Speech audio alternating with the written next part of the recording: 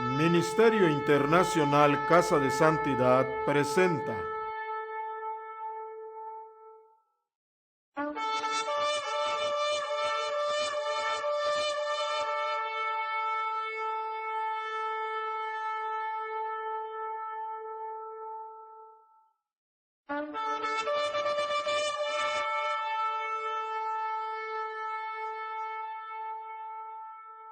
Vamos a abrir nuestras Biblias en Primera de Pedro, capítulo 4.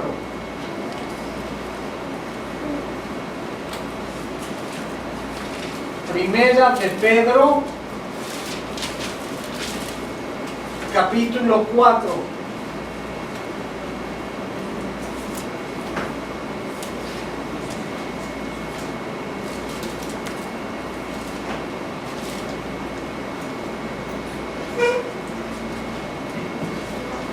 Vamos a intentar ver todo el capítulo. No sé si por el tiempo nos vaya a ser posible, pero vamos a intentarlo. El principio bíblico que vamos a ver este día se llama vivir conforme a la voluntad de Jehová. Vivir conforme a la voluntad de Jehová.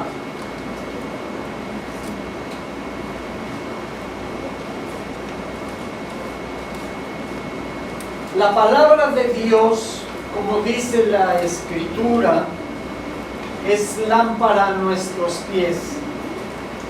Quiere decir que en la oscuridad de este mundo, lo único que nos puede dar luz para no tropezar, para no caer, es la palabra de Dios.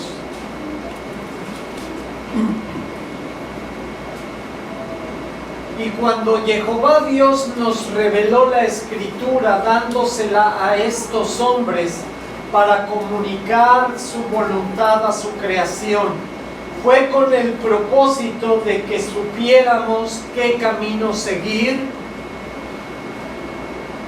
por dónde dirigir nuestros pasos para poder llegar hasta su presencia. Y no es un proceso el cual se logra de la noche a la mañana. Es un proceso que dura desde el momento en que reconocemos que necesitamos a Dios hasta el día que estemos en su presencia.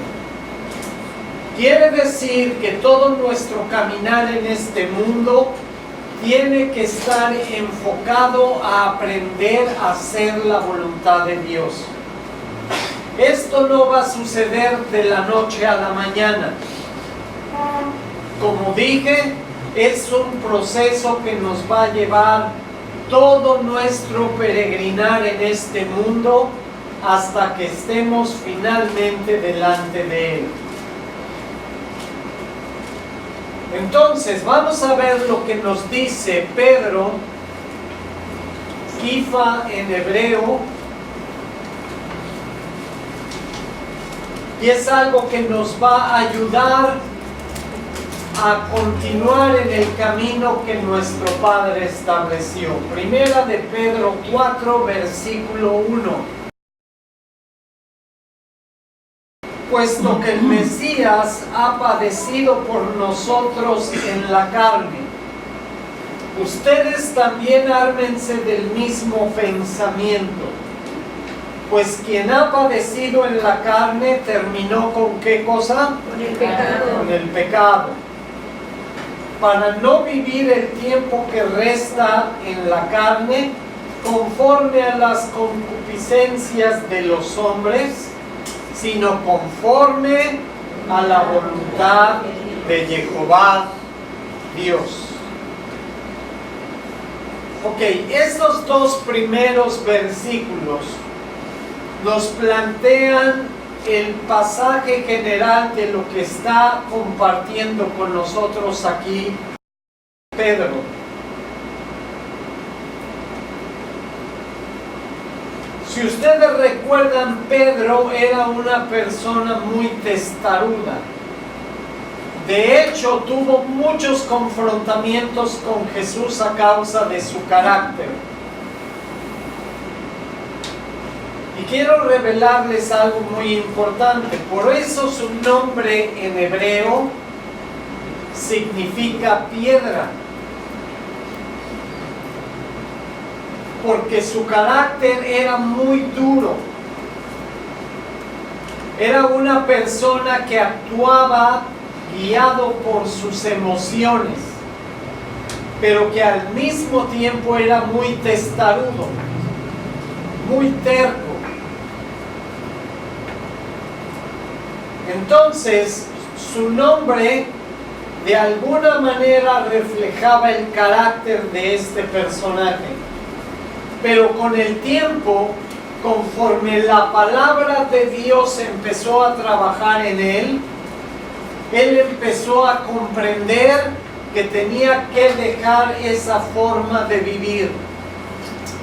Y paradójicamente, él es el que está enviando este mensaje, sabiendo que al final de sus días, Yeshua nuestro Mesías había predicho que él iba a pasar por momentos muy difíciles.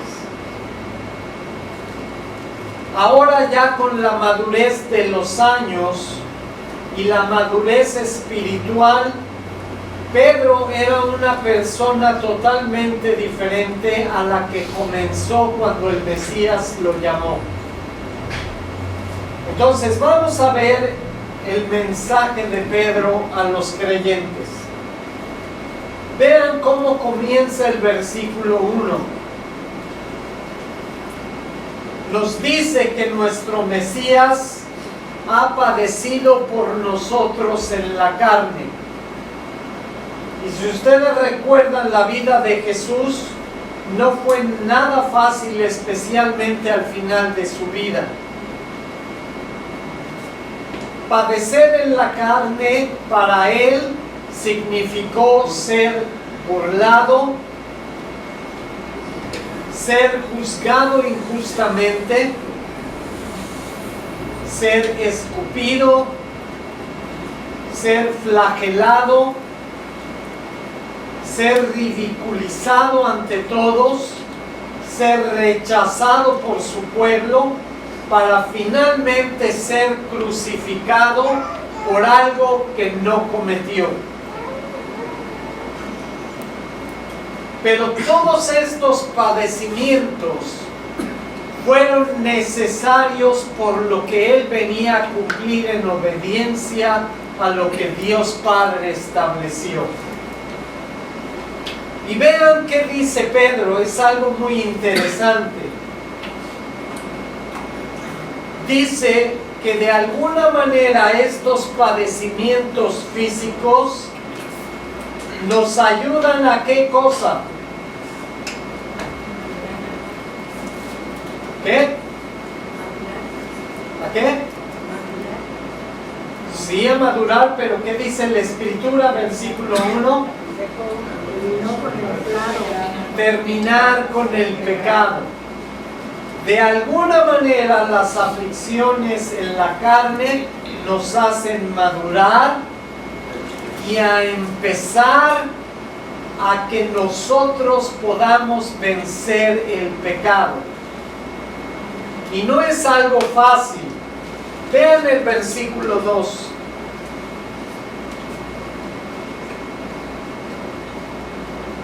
Dice, para no vivir el tiempo que resta en la carne, conforme a ¿qué cosa?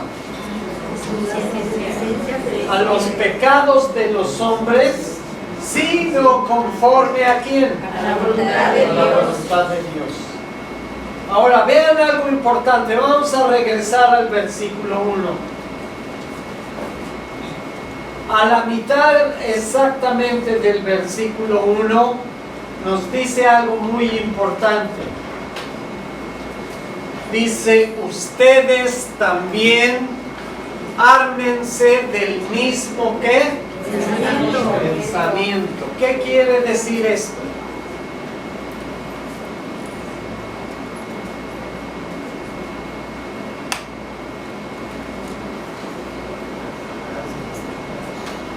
ustedes también ármense del mismo pensamiento.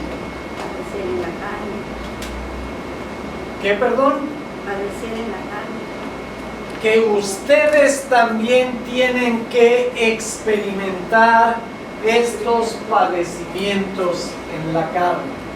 Quiere decir que tenemos que ser rechazados, que se van a burlar de nosotros, nos van a señalar, vamos a sufrir burlas.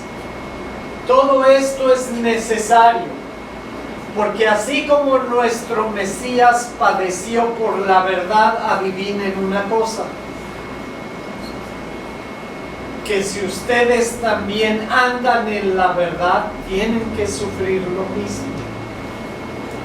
Entonces, si nosotros no estamos padeciendo en la carne, quiere decir que algo está mal en nosotros.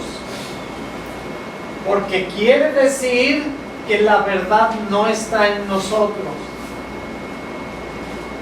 Y quiere decir que no hemos sido transformados todavía de tal manera que experimentemos este rechazo y estas burlas y este señalamiento, porque todavía nos falta mucho camino por seguir. Las aflicciones en la carne son el testimonio que estamos haciendo las cosas conforme a la voluntad de Dios. Si el mundo no te odia, quiere decir que todavía te falta algo, que no estás viviendo conforme a la voluntad de Dios.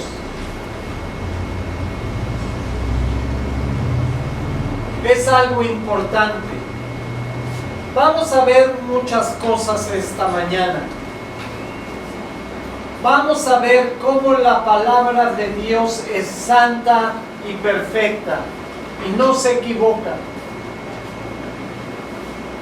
¿Alguna vez han estado enfermados y van al médico? ¿Qué es lo primero que les pregunta el doctor? ¿Cuáles son los síntomas? Por los síntomas él puede deducir más o menos qué es lo que tienes. Entonces, si tú no estás sufriendo, si tú no estás padeciendo en la carne, quiere decir que no tienes los síntomas de hacer la voluntad de Dios. Y es algo importante. Vamos a continuar, versículo 3. Vamos a leer del 3 al 6. Baste ya el tiempo pasado para haber hecho lo que agrada a ¿quiénes? A los gentiles, andando en lascivias, concupiscencias, borracheras, orgías, disipación y abominables idolatrías. A estos les parece cosa extraña que ustedes no corran con ellos en el mismo desenfreno de disolución y los ultrajan. Pero ellos darán cuenta al que está preparado ¿para qué cosa? Para juzgar a los vivos y a los muertos. Para juzgar a los vivos y a los muertos. Porque por esto también ha sido predicado el Evangelio a los muertos, para que sean juzgados en carne, según los hombres, pero vivan en espíritu, según ¿qué? Jehová Dios. Entonces, vamos a continuar. Dice que ya basta de vivir agradando a los hombres. ¿Saben cuál es el peor error de los creyentes hoy en día? Llevar las tradiciones de los hombres a las congregaciones, porque están haciendo lo contrario de lo que Dios a través de Pedro está diciendo aquí. Y hoy en día celebramos cosas que no son bíblicas, creyendo que agradamos a Dios, pero estamos haciendo lo contrario. Estamos llevando todas esas tradiciones humanas y perversas, y en vez de sacarlas de las congregaciones para hacer la voluntad de Dios, las disfrazamos de algo bíblico y las metemos a las congregaciones y estamos haciendo abominaciones. Entonces Pedro muy enfáticamente dice: basta.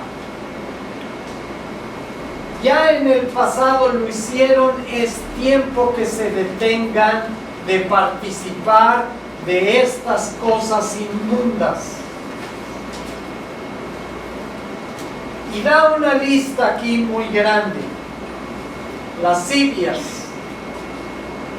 concupiscencias, borracheras, orgías, disipación e idolatría. Las cuales son, ¿qué cosa, Dios? Aquí dice abominables. Son cosas que delante de Dios ni siquiera se pueden nombrar. Todas estas cosas nombradas aquí las podríamos romper en partes muy pequeñas para analizarlas con mucha atención, y se darían cuenta que estos conceptos engloban la generalidad de lo que practica el hombre hoy en día. Y es algo muy triste, porque insistimos en traer estas cosas dentro de las prácticas de las congregaciones. Hoy en día, como un ejemplo nada más, están ordenando ministros homosexuales, están llevando a cabo bodas entre hombres y mujeres con personas del mismo sexo. Continuamos celebrando cosas abominables a Dios y nos seguimos inclinando ante los hombres y ante las cosas que son idolatría. Y según Dios, a través de Pedro, son cosas aquí abominables. Entonces, vean qué dice el versículo 4. Al mundo, obviamente, no solo le sorprende, sino que le desagrada que nosotros no hagamos lo que ellos dicen. Y nos atacan, nos señalan, somos objeto de su ira porque no aprobamos su manera de vivir. Hoy en día las cosas han cambiado mucho. Ahora ellos son los predadores y nosotros somos la presa. ¿Saben por qué? Porque no aprobamos su manera de vivir. Porque les señalamos en la Escritura que esto no es agradable a los ojos de Dios. Y ellos se enfurecen, alzan las manos, toman las armas y están dispuestos a acabar con nosotros. Pero dice aquí Pedro, versículo 5, que no importa lo que hagan ellos en este momento, hay alguien que los va a juzgar, porque es el que tiene autoridad dada por Dios para juzgar a vivos y a muertos. En el versículo 6 usa una expresión muy interesante. Dice: porque por esto también ha sido predicado el Evangelio a quienes. A los muertos. ¿Qué significa esto? ¿Alguien tiene alguna idea? ¿Qué significa que también fue predicado el Evangelio a los muertos? ¿A los que qué? Exactamente, a los muertos espirituales. Miren, hay mucha gente hoy en día que son como los zombies. ¿Han visto esos programas y esas películas en la televisión? Pues los zombies son reales, pero no son como dice la televisión. Son otra clase de zombies, de muertos vivientes.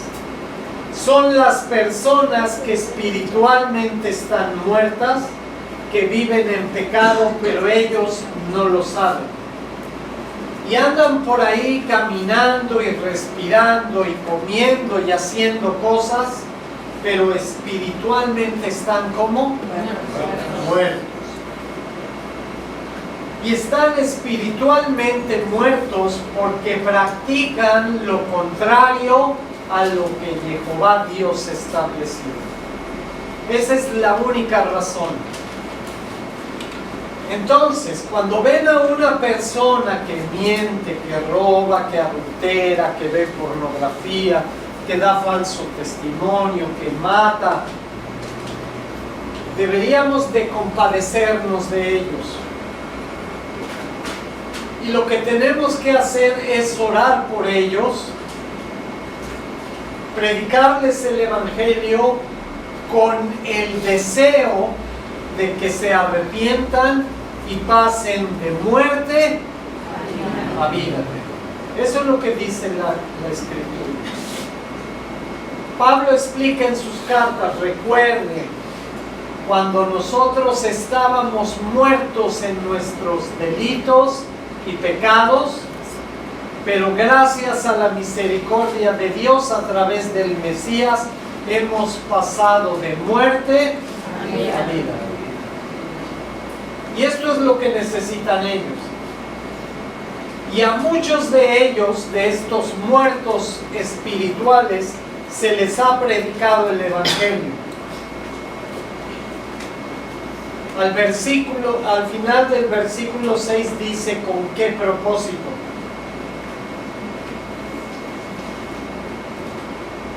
Para que a través del arrepentimiento vivan en espíritu según Jehová Dios. Ese es el propósito.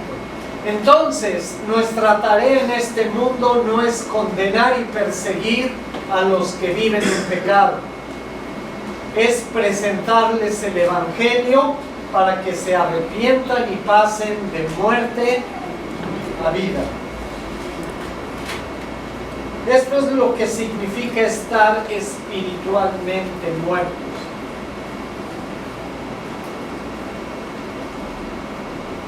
Vamos a ver 3 citas bíblicas muy importantes. La primera es Isaías 52:11. Isaías 52:11. Y está hablando Dios a su pueblo a través del profeta. ¿Y qué les dice? Vean.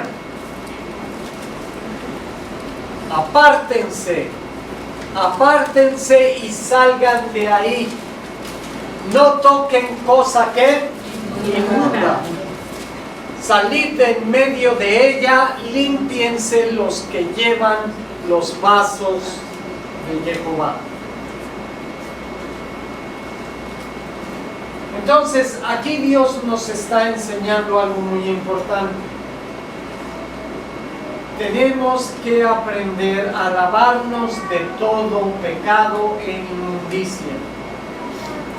Y tenemos que salir del mundo, de las cosas que nos matan espiritualmente, y ser limpios para que podamos estar en presencia de ¿quién? De Jehová Dios. Y es un proceso, como dije al principio, que no sucede de la noche a la mañana. No solo nos va a llevar todo lo que nos resta de vida, va a ser necesario que Dios nos tome, nos santifique y nos dé cuerpos glorificados para finalmente estar limpios. Pero Él tiene que ver primero en nosotros el deseo de ser limpios. Y cuando Él ve en nuestro corazón el deseo de limpiarnos de toda impureza e inmundicia, entonces Él sobrenaturalmente va a terminar este trabajo para poder limpiarnos completamente, porque los seres humanos somos incapaces de poder hacerlo por nuestra propia fuerza. Pero Él lo prometió y Él lo va a cumplir. ¿Qué tenemos que hacer? En el tiempo que nos resta de vida, tenemos que hacer lo posible por empezar a limpiarnos de inmundicia. Y Él va a finalizar el trabajo y nos va a dar una transformación, un cuerpo glorificado, para poder estar con Él en su presencia por la eternidad. Jeremías 51:45.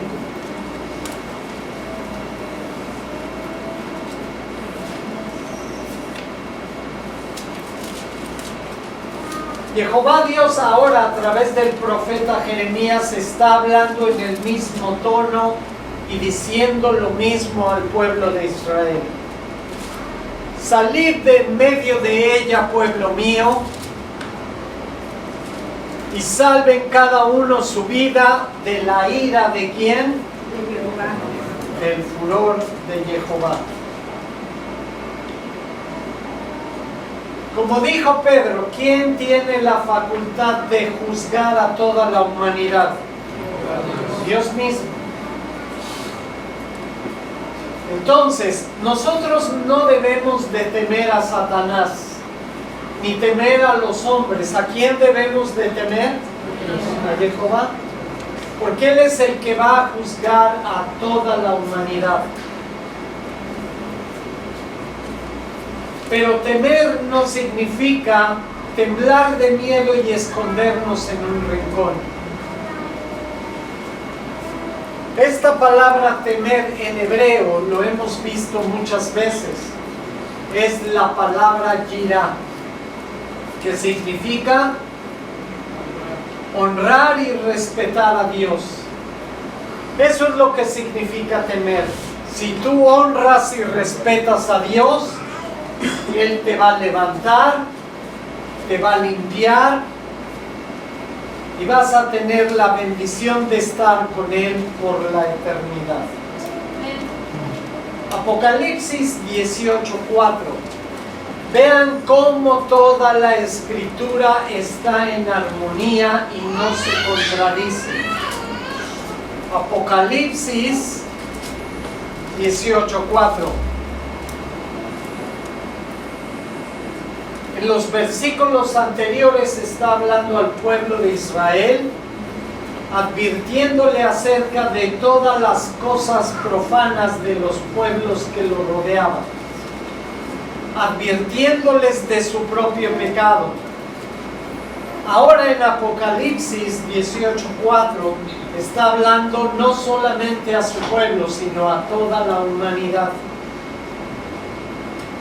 A todos aquellos que quieren reconciliarse con Dios, porque es la última oportunidad para la humanidad. Dice, y oí otra voz del cielo que decía, salgan de ella, pueblo mío, para que no sean partícipes de sus pecados y que no reciban, ¿qué cosa? Plagas. Nuevamente está haciendo alusión a la misma exhortación que en Isaías y Jeremías. Dice, no participen de sus propios pecados, para que no reciban la plaga que viene sobre ellos. El juicio viene y Dios quiere que todos sepamos que hay esperanza para los que se arrepienten. ¿Qué tenemos que hacer? ¿Qué es lo que continuamente a través de todos estos versículos nos está comunicando Jehová Dios? Salir del pecado, de practicar las cosas que el mundo practica y santificarnos, apartarnos para Dios para solamente hacer su voluntad. Pero es un proceso. Adivinen algo, entre más tiempo pase, vamos a tener menos tiempo para empezar con este proceso. ¿Cuándo tenemos que empezar? Hoy. Si no empezamos hoy mismo a trabajar en este proceso, nos va a quedar cada vez menos tiempo. Por eso Dios está advirtiendo a través de su palabra. Vamos a regresar a nuestro texto original. Primera de Pedro 4:7. Dice, mas el fin de todas las cosas, ¿qué dice? Se acerca. Imagínense, ¿hace cuánto tiempo fue escrito este versículo? 2000 años Más o menos, 2000 años, un poco menos. Si hace 2000 años el tiempo estaba cerca, imagínense hoy. Después de 2000 años, el tiempo que se ha cortado. Dice, mas el fin de todas las cosas se acerca. Sed pues sobrios y velad en oración. Y ante todo tengan entre ustedes ferviente amor, porque el amor cubrirá multitud de pecados. Hospédense los unos a los otros sin murmuraciones. Cada uno según el don que ha recibido, ministrelo a otros, como buenos administradores de la multiforme gracia de Jehová Dios. Si alguno habla, hable conforme a las palabras de ¿quién? De Jehová Dios. Si alguno ministra, ministre conforme al poder de ¿quién? De Jehová Dios. Para que en todo sea Jehová Dios glorificado. ¿Por quién? Por el Mesías, Yeshua Jesús, a quien pertenecen la gloria y el imperio por los siglos de los siglos. Amén. Gloria a Dios. Vamos a ver otros puntos muy importantes. Dice que el tiempo se está acercando, ¿cierto? ¿Cada día nos hacemos más jóvenes? Cada día nos hacemos más viejos. Y esto es algo que cada día va a empeorar. Entonces, nos está exhortando a qué cosa. Dice, sean sobrios y velad en oración. Fíjense, por eso el alcoholismo es tan detestable ante los ojos de Dios. Les voy a explicar por qué. ¿Qué hace el alcohol? Embrutece, muy buena palabra, gracias hermano. El alcohol nos embrutece. Cualquier forma de adicción física nos embrutece. Cualquiera. Y lo que hace es que en vez de que seamos sobrios, seamos ebrios. Distorsiona nuestra realidad, nos aleja de la verdad, nos intoxica, nos enferma, nos separa de la presencia de Dios. Eso quiere decir que somos incapaces de reaccionar a tiempo, de hacer lo correcto, de pensar con claridad y de tomar las decisiones correctas. ¿Han visto cómo reacciona un alcohólico? Yo muchas veces les he compartido mi testimonio. Una vez, cuando era estudiante en la universidad, en vez de entrar a clase nos fuimos a emborrachar al estacionamiento de la escuela. Yo no sé cómo le hicimos, terminamos en CEU y más en la noche terminamos en el centro de Coyoacán, en el DF. No es algo de lo que estoy orgulloso, pero de lo que sí estoy orgulloso, que Dios me sacó de ahí. Aleluya. Y estando en Coyoacán, pasamos por una avenida, íbamos en la banqueta, y un coche tenía la portezuela abierta. Y yo pasé y me dio mucho coraje y la pateé. Lo que yo no supe hasta el siguiente día es que era el coche de unos judiciales. El que iba manejando se bajó, sacó la pistola y estaba a punto de dispararme. Y mis amigos, los que venían atrás de mí, empezaron a rogarle que no me disparara porque estaba alcoholizado, había terminado con mi novia y estaba muy triste y por eso me había emborrachado.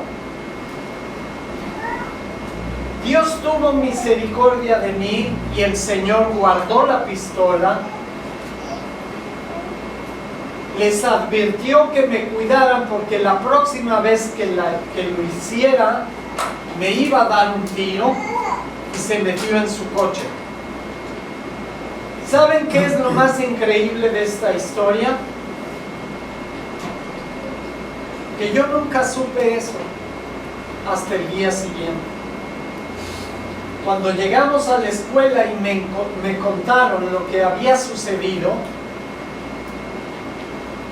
entró en mí un temor muy grande, porque cuando estás bajo la influencia del alcohol, no razonas, no piensas, no reaccionas como una persona normal. Y eso te puede costar la vida, como estuvo a punto de costarme la mía. Por eso, hermana, le agradezco su definición de alcoholismo. Sí, el alcohol y las drogas nos embrutecen.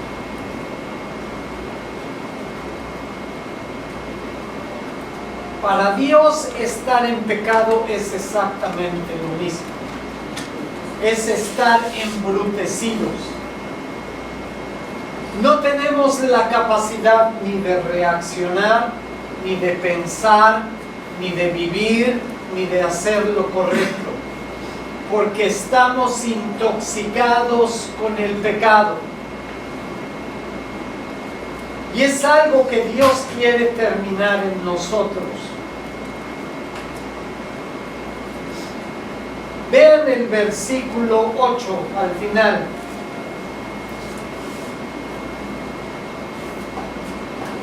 Dice, ante todo ustedes tengan ferviente alcohol, droga, Amor. ¿qué dice? Amor. Y además nos advierte, tenemos que ser sobrios y estar ¿en qué? En oración. En oración constante. Cuando estás embrutecido no puedes pensar en esas cosas. Entonces dice, el amor cubre multitud de pecados.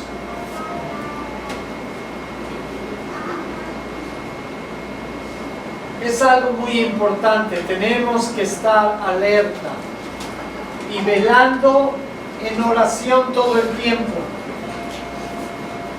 Vean, Satanás es muy astuto. Él lo que hace es que pone el pecado en un ganchito, agarra su caña de pescar y mira, está así. Te muestra y si te engancha, ¿qué es lo que sucede? Es como si te agarrara de aquí y ahí vas, mira, directito al pecado.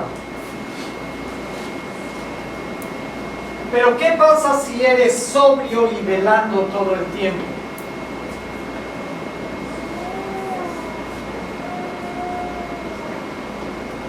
¿Qué va a suceder? no vas a caer.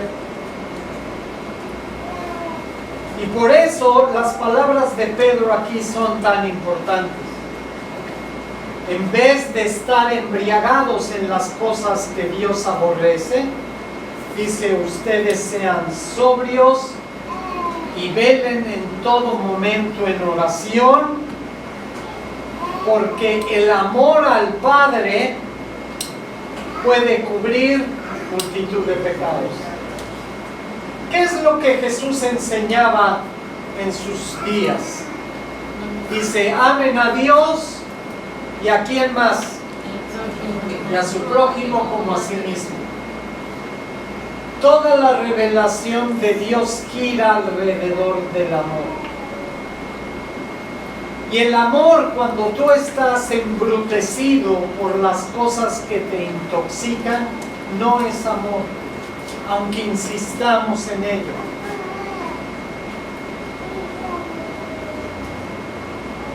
Fíjense, los homosexuales, los pederastas, ellos insisten en que lo que hacen está basado en el amor. No puede haber cosa más abominable ante los ojos de Dios, porque eso no es amor, es lascivia,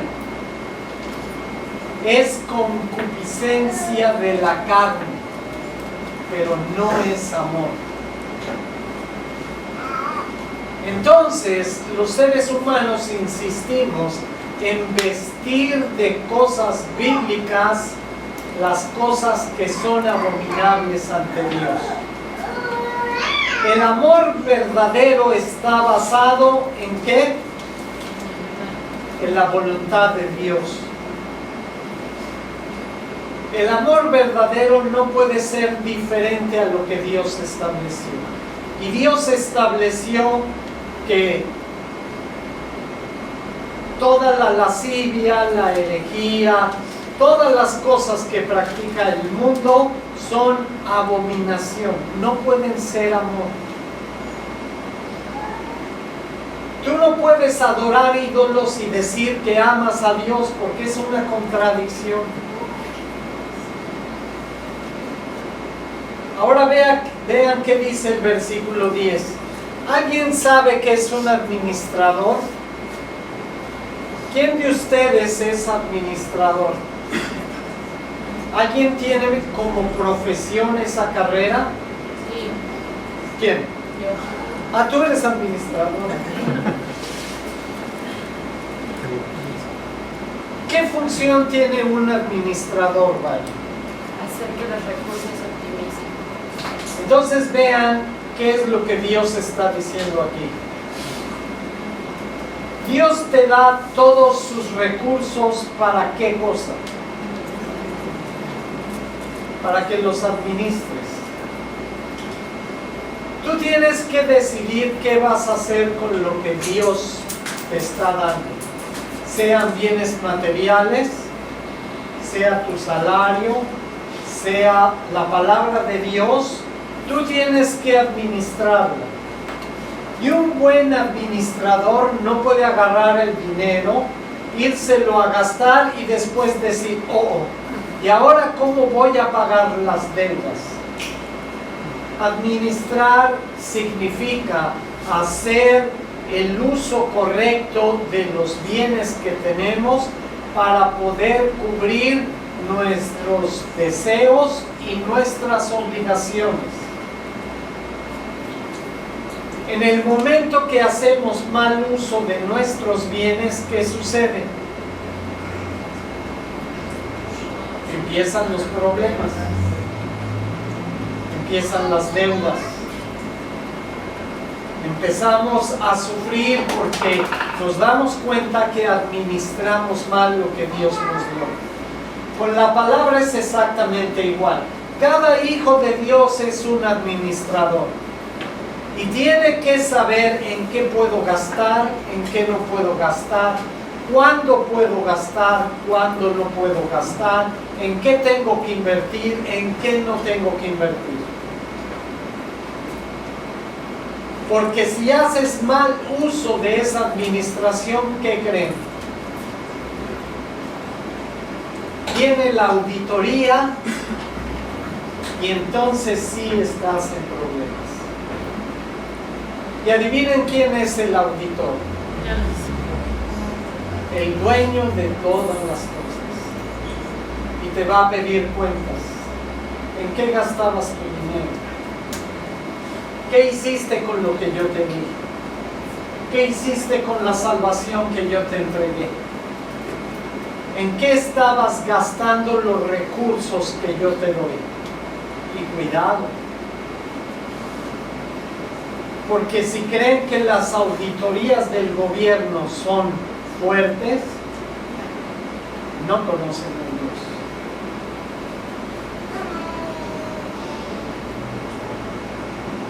Vamos a continuar con el texto. Primera de Pedro 4, vamos a leer del 12 al 16.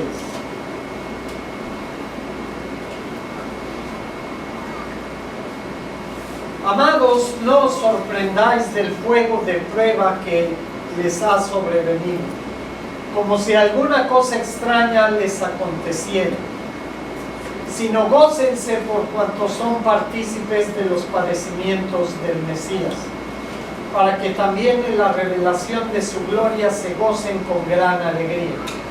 Si son vituperados por el nombre del Mesías, son bienaventurados, porque el glorioso Espíritu de Jehová Dios reposa sobre ustedes. Ciertamente, de parte de ellos, Él es blasfemado, pero por ustedes es glorificado. Así que ninguno de ustedes padezca como homicida o ladrón o malhechor o por entremeterse en lo ajeno. Pero si alguno padece como seguidor del Mesías, no se avergüence, sino que glorifique a Jehová Dios por ello. Esta porción me gusta mucho y vamos a ver por qué. Lo primero que dice Pedro en el versículo 12. Vean, la mayoría de las congregaciones hoy en día dice: acércate a Dios para que prosperes, para que seas rico, para que se acaben tus problemas. ¿Eso es lo que dice la palabra? ¿Saben qué más enseñan? Tú eres hijo de Dios, tú tienes que ser rico, tú tienes que ser el que da órdenes, no el que recibe órdenes. Tú eres hijo del Padre, del dueño de todo, tú tienes que ser el dueño, no el empleado. Basura. Esa doctrina es basura.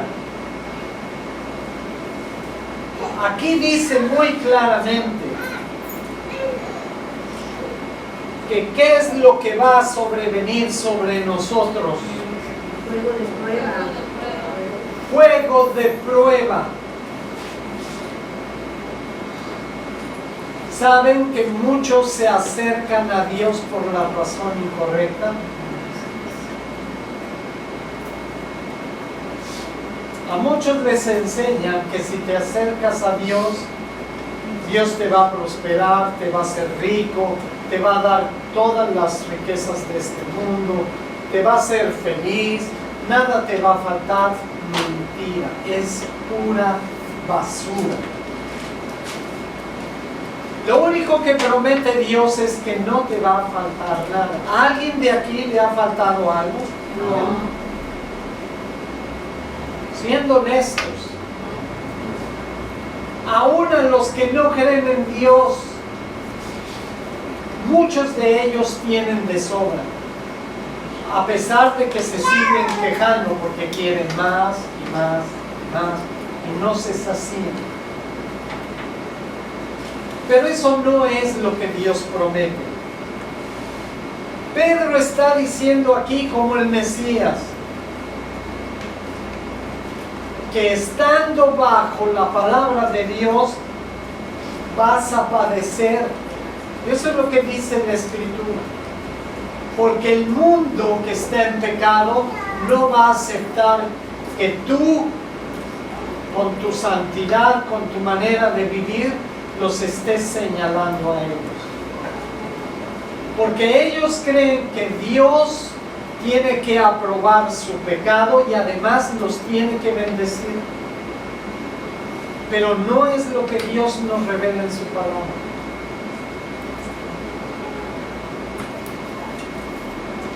Vean el versículo 13. Gócense por cuanto son partícipes de los padecimientos del Mesías.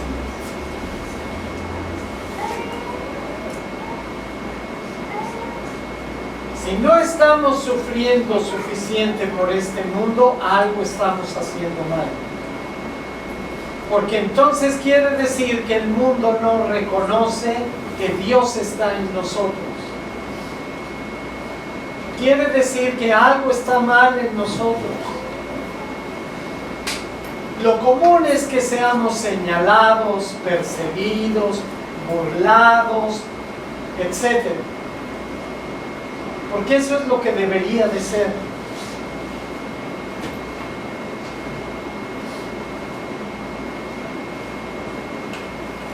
Fíjense, hace unos días me sucedió una de las cosas más divertidas. En un comentario de Facebook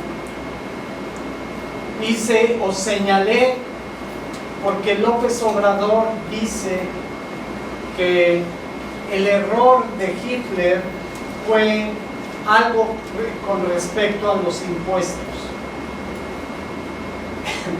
Y yo tuve la osadía de decir a manera de burla, porque si no saben, López Obrador sigue una corriente política exactamente que la que seguía Hitler.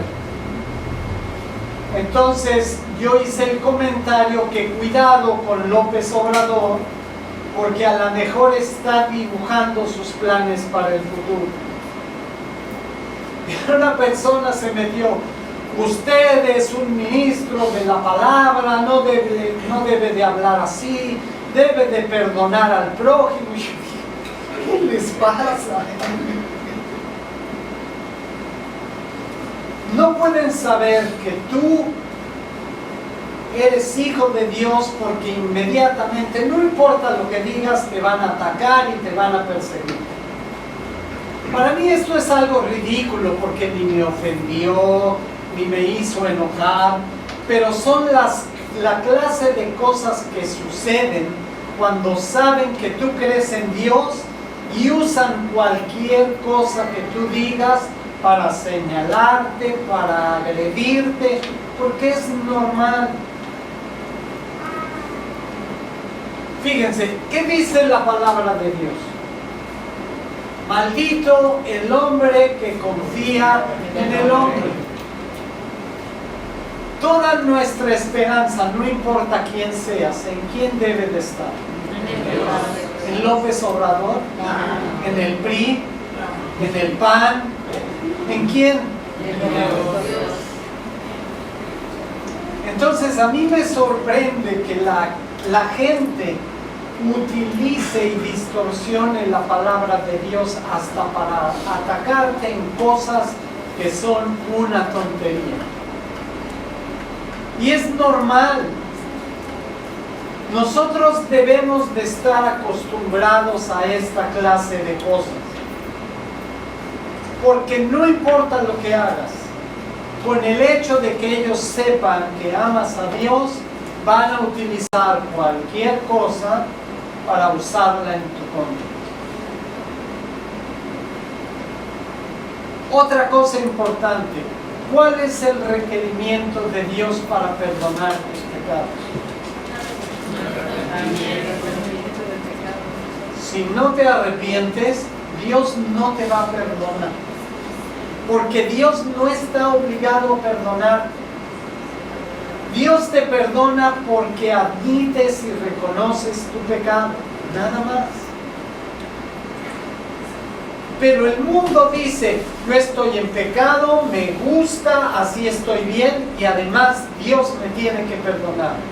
Basura. No es así. Dios no está obligado a perdonar. Tienes que arrepentirte, cambiar de dirección y entonces Dios te perdona. Pero si sigues igual, si sigues en pecado, ¿Dios está obligado a perdonar? No, por supuesto que no.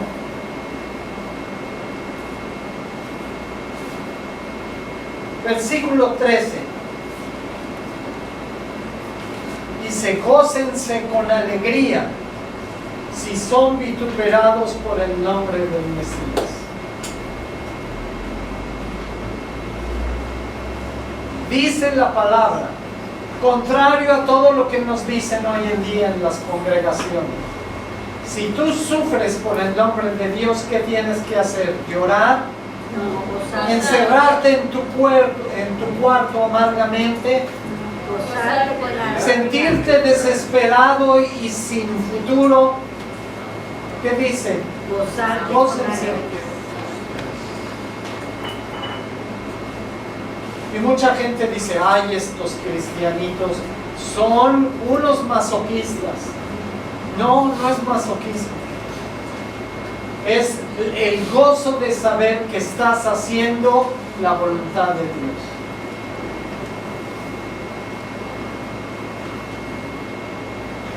¿Cuál es la señal por la cual tú sabes que estás haciendo lo correcto?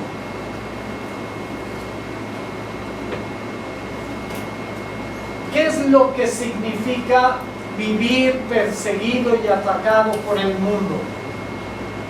Versículo 14, a la mitad.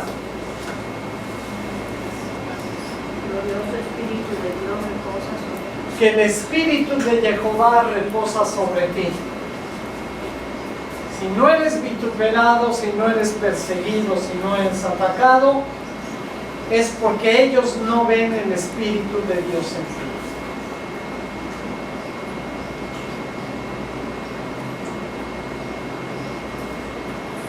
Pero vean la diferencia, porque hay mucha gente que sufre, pero ¿saben por qué sufren? Por su pecado. Porque tienen 4 mujeres y les va mal, pues es obvio. Porque se drogan y se enferman, pues es obvio. Desobedecen a Dios y les va mal. ¿Por qué? Pues es obvio. Pero hay 2 clases de sufrimientos. Y es lo que dice Pedro aquí. Dice, si ustedes sufren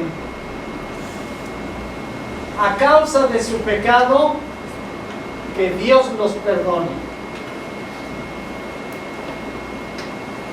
Vean versículo 15. Ninguno de ustedes padezca como homicida, como ladrón, como malhechor, por entremeterse en lo ajeno. Porque ese sufrimiento es consecuencia de tu pecado. Ese sufrimiento no le agrada a Dios. Dice 16, pero si alguno padece como seguidor del Mesías, no se avergüence. Ese es el sufrimiento que debemos de experimentar los hijos de Dios. Y además dice que en ese sufrimiento, ¿qué tenemos que hacer? Glorificar a Dios. Entonces no es una actitud masoquista, es saber que estás haciendo lo correcto. Vamos a una porción de la Escritura muy importante, Juan 16, 33. ¿Quién está hablando aquí? ¿Quién tiene Biblias con letras en rojo en el Nuevo Testamento? ¿Alguien? ¿No? Ok, está hablando Jesús. Hay algunas Biblias que cada vez que habla Jesús, la porción está en letras rojas. Pongan mucha atención a lo que va a decir Yeshua, Jesús. Estas cosas os he hablado, para que tengan que mi paz, shalom, para que estemos completos, que no nos falte nada, que estemos en armonía con Dios y su Espíritu. En el mundo tendrán, ¿qué cosa? Aflicción. Riquezas, bienes materiales, Aflicción. felicidad. Aflicción. En el mundo tendrán aflicción, mas confíen, yo he vencido. Entonces vean, algo está mal. El mensaje general hoy en día es: ven a Dios y te va a dar riquezas, te va a hacer feliz, se van a acabar tus problemas. Basura. Es mentira. No fue lo que Dios y su Hijo prometieron. Estamos viviendo en un mundo de fantasía. La palabra de Dios muy claramente en boca de nuestro Mesías dice: en el mundo tendrán aflicciones. En el mundo tendrán aflicción. Pero vean la parte final. ¿En quién tenemos que confiar? En el PRI, en el PAN, en su esposa, ¿no? En el pastor, ¿no? En el profeta. Vamos a ver qué nos va a decir el profeta. El profeta nada más repite lo que Dios dice, si es que es un verdadero profeta. Y Dios dice que vamos a tener aflicciones, pero nuestra confianza debe de estar ¿en quién? En Jehová Dios. Y en Yeshua nuestro Mesías. Y en el Ruach HaKodesh, el Espíritu de Santidad. Ahí debe de estar nuestra confianza. Si no, algo está mal. Estas palabras son muy, muy importantes. Es el mismo mensaje desde el principio. Salgan del mundo, dejen el pecado, ya no practiquen lo que los gentiles practican. Ahora son parte del pueblo de Israel. Han sido adoptados en la familia de Dios. Dejen el pasado.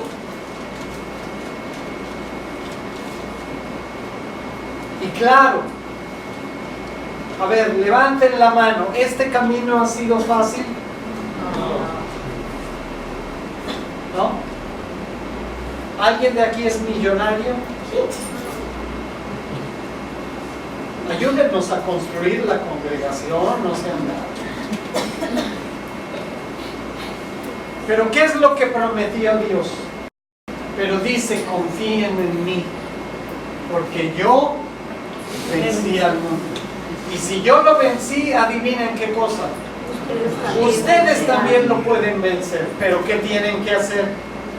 Dejen las cosas del mundo y ahora hagan la voluntad de ¿quién? El Padre. Del Padre. Es muy sencillo, pero al mismo tiempo es algo muy complicado.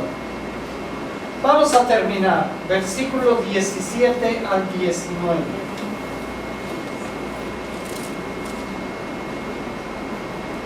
Y esto es otra, si lo pueden ver así, muy mala noticia para lo que enseñan y predican hoy en día. Porque hoy en día nos dicen: tú no te preocupes, estamos bajo la gracia. Dios te va a levantar, te va a sacar de las aflicciones y vamos a ser felices por siempre jamás. Dice: porque es tiempo de que el juicio comience ¿por dónde? Por la casa de Dios. El juicio va a comenzar en la casa de Jehová Dios. Y si primero comienza por nosotros, ¿cuál será el fin de aquellos que no obedecen el Evangelio de Jehová Dios?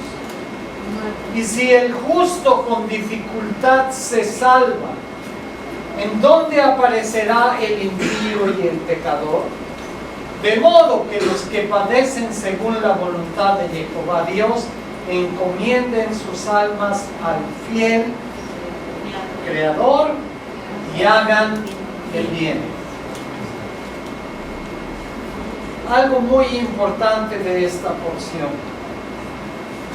¿Por quién va a empezar el juicio? Y nos predican todo lo contrario. Nosotros vamos a ser levantados, no se preocupen, todos vamos a ser felices y la gran tribulación va a caer sobre los impíos. No es cierto. La gran tribulación es para todos. Bienvenidos a disminuir. La historia no es como nos las han contado. El juicio va a empezar con los creyentes. ¿Saben por qué? ¿Cómo va a empezar la gran tribulación? Nos van a traer flores y mariachis a los creyentes. Nos van a perseguir, nos van a encarcelar, nos van a degollar. Eso es lo que dice la Escritura. Pero dice Dios que hay esperanza para los que confían en Él. No en el mundo, no en los políticos, no en sus pastores, en los hombres, no. Los que confían en Jehová Dios. Dice, ¿cuál será el fin de aquellos que no obedecen al Evangelio de Jehová Dios? Y vean el 18 con mucha atención. Si el justo con dificultad se salva, ¿y saben qué nos enseñan hoy en día? No te preocupes, estás bajo la gracia, ya eres salvo. Aquí dice que no. ¿Ya eres salvo realmente? ¿Ya la hiciste? ¿Ya no tienes ningún problema? Mentira, es basura. Tienes que perseverar hasta el fin, y el que persevere hasta el fin será salvo. Quiere decir que te tienes que seguir limpiando, que te debes de seguir santificando, que debes de obedecer los mandamientos de Dios, porque si no, estás en grave peligro. Dice, si el justo con dificultad se salva, con dificultad. ¿Y saben qué predican estos?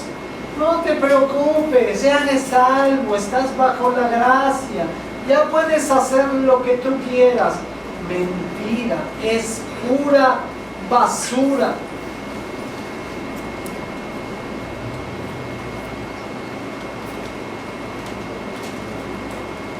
Vean cómo finaliza el capítulo 4.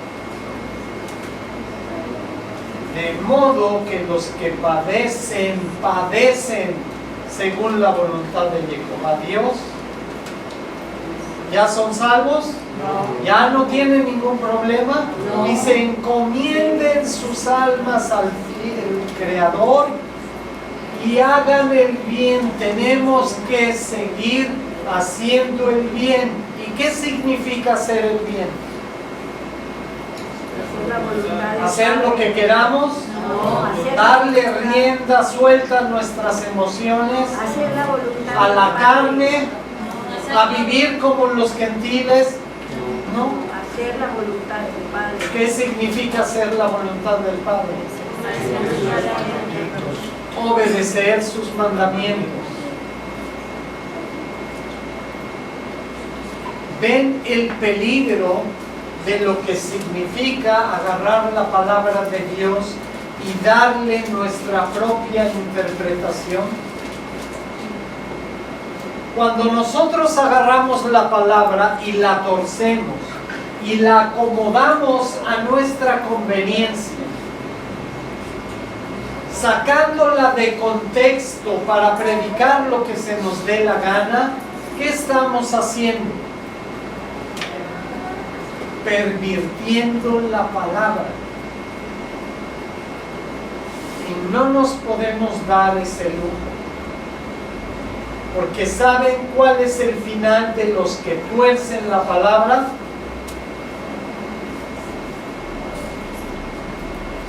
Condenación eterna. Porque los que amamos a Jehová Dios y a Yeshua nuestro Mesías y estamos bajo la unción del Espíritu, tenemos que padecer, sufrir. Es algo natural. Eso no quiere decir que te tienen que crucificar en el parque de las palabras. Algunos hicieron así. Pero el mundo te va a aborrecer, ¿saben por qué? Porque mientras ellos están practicando el pecado y ven que tú no accedes, se sienten ofendidos. Porque la santidad ofende al pecador, es normal. Los ofende porque los está señalando como aquellos que no hacen la voluntad de Dios. Y eso les da un temor muy grande. Les hace ver que sí se puede vivir sin pecado, pero ellos no quieren soltar su pecado. Y por eso les ofende. Esa es la razón por la cual se voltean contra ti y te ultrajan, te maldicen, te señalan, te agreden físicamente porque no soportan la santidad. Su pecado los acusa y eso es lo que los incomoda. Entonces, la norma para todo hijo de Dios es que te estén atacando. Eso es lo normal. Y eso es lo que dice la palabra. Quiero terminar con algo muy importante. Juan 12:24. ¿Qué significa padecer o sufrir? Ahorita vamos a hablar de eso. Es la parte final y es muy importante. Juan 12:24, ahí está en la pantalla. A ver, alguien con voz muy fuerte y potente que lo lea en voz alta, por favor.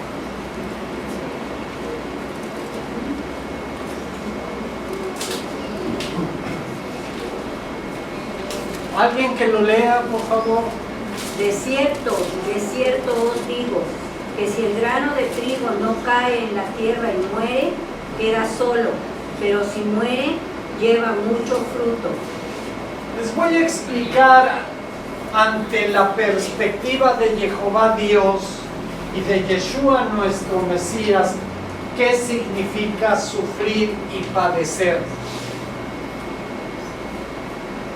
Aquí Yeshua nuestro Mesías está hablando de una parábola.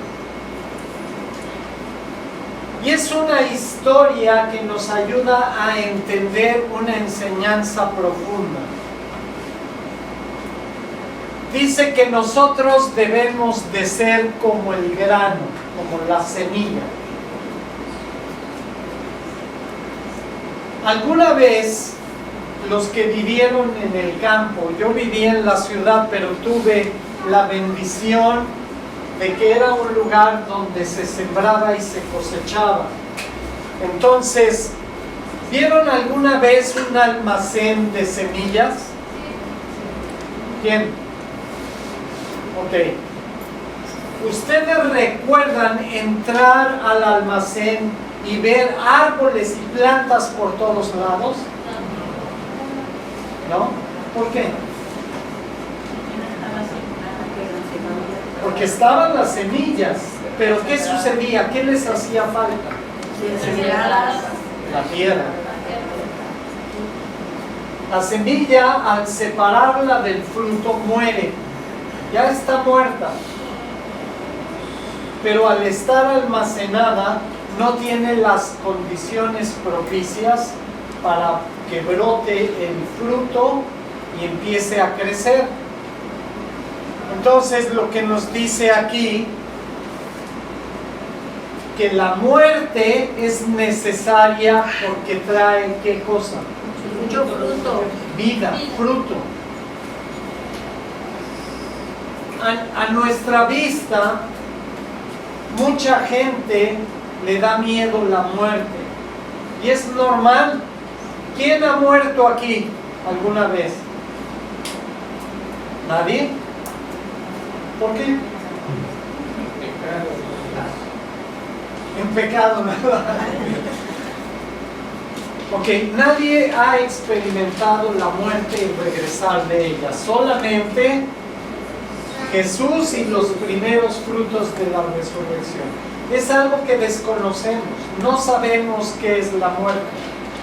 Pero algún día lo vamos a experimentar. La mayoría de la gente teme a la muerte y no le gusta. Tiene miedo de ella. Pero es aparentemente algo malo, pero al mismo tiempo, paradójicamente, es algo bueno. Porque para poder vivir, primero, ¿qué tienes que hacer? Morir. Si no mueres, no puedes nacer de nuevo y dar fruto. Entonces, tiene una aplicación espiritual y una aplicación física. La parte física es que después de vivir en este mundo, cuando muramos, si nos reconciliamos con Dios, ¿qué va a pasar? Él nos va a resucitar para vida eterna. Hay otra clase de resurrección. Los que murieron en pecado van a resucitar, pero para condenación eterna. Pero todos tenemos que morir. Ahora, los únicos que van a dar fruto después de morir son los que mueran. ¿De qué forma? Espiritualmente.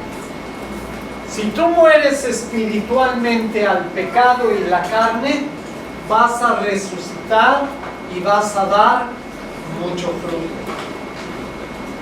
Estas palabras de Yeshua Jesús son muy importantes,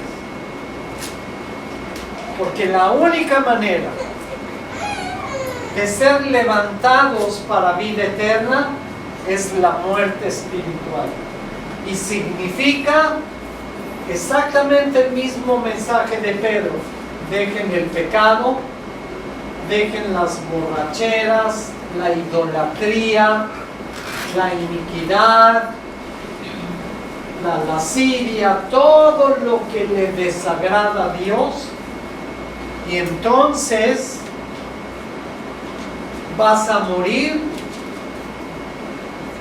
y vas a dar mucho fruto. Pero ¿qué es necesario? Que esa semilla que está en el almacén la tomes y ¿qué hagas con ella? La siembres en la tierra. Entonces la humedad y la tierra son el ambiente propicio para que la semilla ya muerta germine y dé fruto. Entonces la muerte es necesaria. Es necesario morir. Y si no mueres al pecado y a la carne, no vas a poder levantarte y dar fruto. El mensaje de Pedro es para asegurarnos que entendemos lo que Dios estableció.